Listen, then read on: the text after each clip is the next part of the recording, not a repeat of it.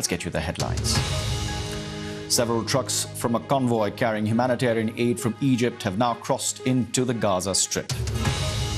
Dialing up the diplomacy, President Biden holds numerous calls with Western leaders over the Israel-Gaza crisis.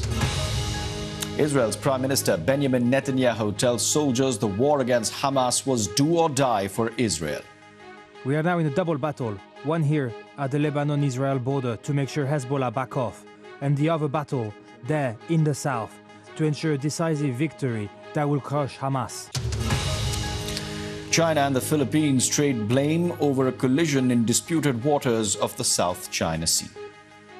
And the Philippines has accused China's Coast Guard of colliding with a Filipino supply boat in the South China Sea. Now, Manila said that Beijing's, quote, dangerous blocking maneuvers endangered the safety of the crew. But China said that the Philippines, quote, deliberately stirred up trouble. Now, the vessel was on its way to a Philippine outpost in the Second Thomas Shoal.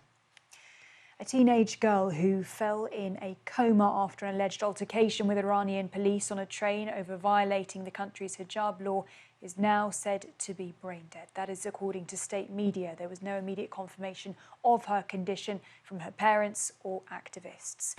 Now, in Argentina, a closely watched presidential election will now head to a November runoff. And the country's ruling economy minister, Sergio Massa, won the first round of the election. So he'll now face populist outsider Javier Milei, who came in second place. Well, the vote comes at a crucial time for Argentina, which is facing a major economic crisis. The war in Ukraine, where 6 postal workers have been killed and another 17 wounded after a missile strike on a mail depot in the east of the country.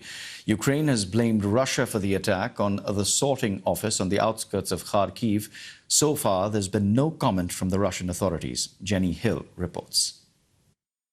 This is the moment the missile struck. There were 30 people inside at the time, postal workers preparing parcels for delivery. These pictures recorded just seconds before.